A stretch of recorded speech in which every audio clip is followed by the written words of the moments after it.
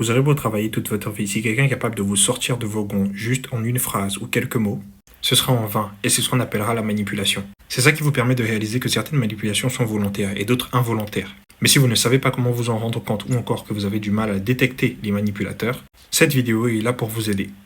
Amis d'ici d'ailleurs, bienvenue dans mon laboratoire d'expérimentation personnelle, depuis lequel tous les dimanches je m'évertue à vous poster une vidéo qui vous permettra d'accéder à la meilleure version de vous-même. Au sommaire du jour donc, un point essentiel de la connaissance de vous-même. Donc, la connaissance de vos valeurs personnelles. Déjà, pourquoi est-ce que c'est important de connaître ses propres valeurs? La chose qu'il faut admettre, c'est qu'au quotidien, nous sommes confrontés à un environnement que nous ne maîtrisons pas. Nous avons l'impression que nos biens acquis, nos maisons, nos voitures, nos comptes bancaires, sont ce qu'on pourrait appeler des acquisitions stables. Et la vérité, c'est qu'il y a une part de stabilité en chacune de ces choses. Le problème, c'est de croire que tout cela est immuable. Parce qu'une seule phrase d'un manipulateur bien placé au bon moment dans notre vie suffit à faire voler en éclats chaque chose que vous avez mis en place pour vous en sortir.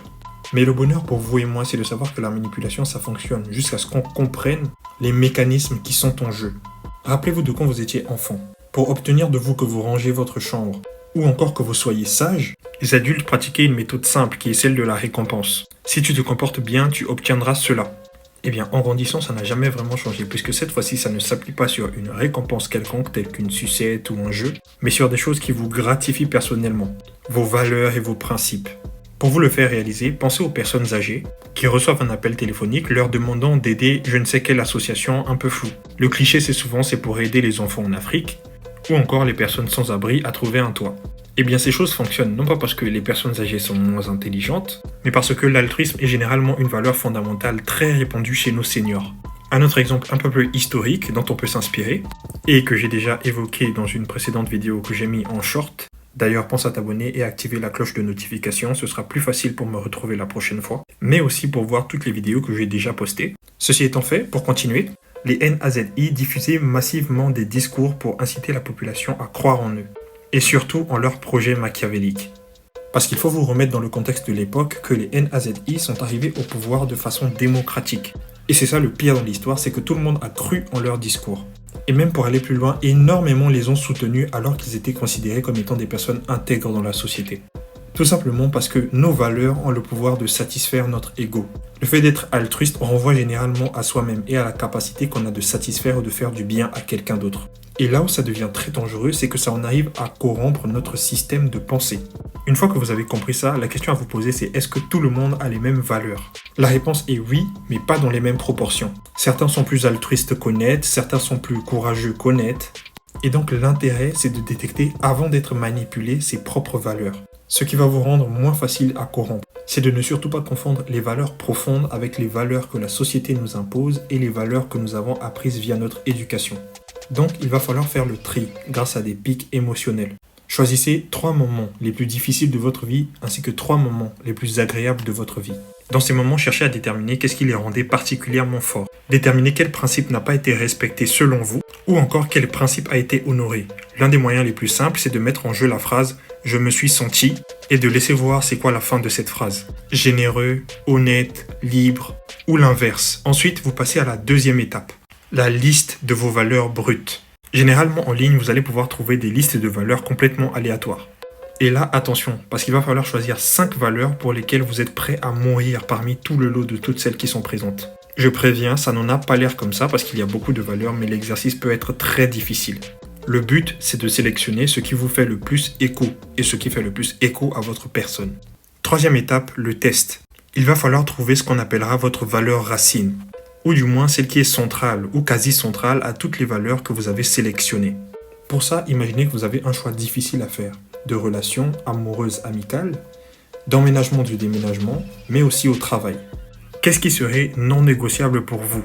Ou encore, que serez-vous incapable de sacrifier, même si on vous offrait plus dans ces relations, même si on vous offrait plus au travail, même si cet appartement ou ce logement était le plus beau que vous ayez jamais vu? Cette étape est encore plus difficile parce que parmi toutes les valeurs, les 5 que vous aviez sélectionnées, il va falloir n'en sortir qu'une seule.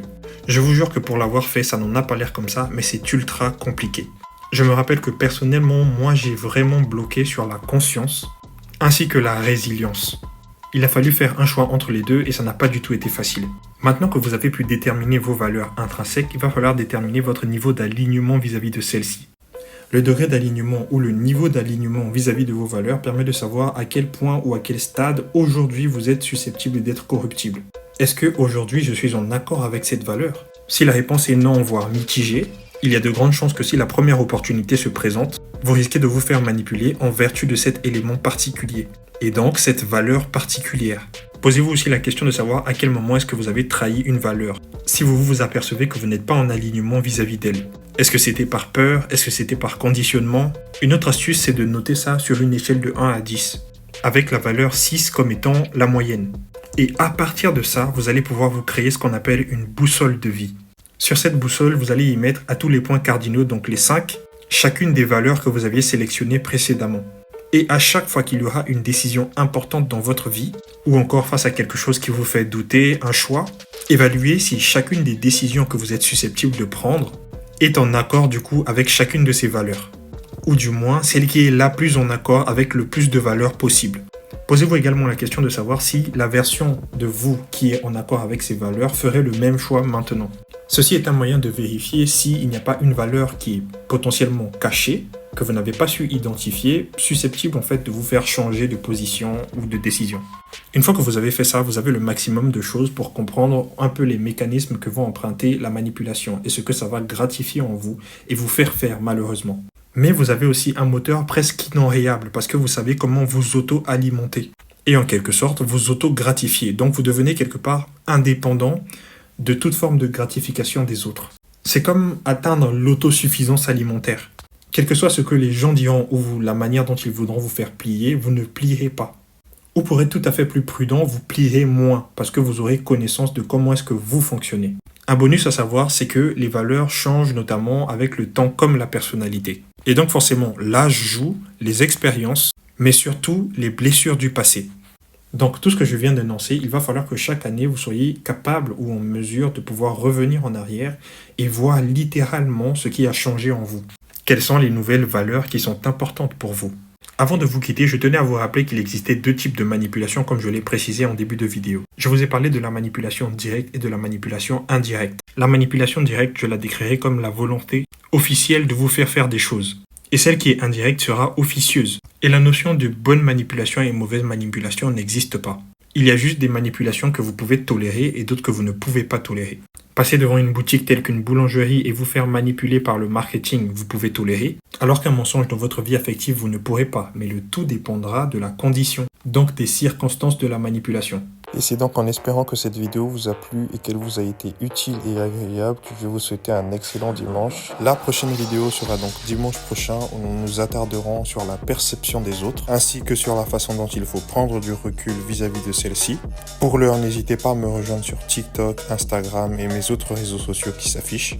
Sur ce, je vous quitte et d'ici là, croyez en votre propre potentiel.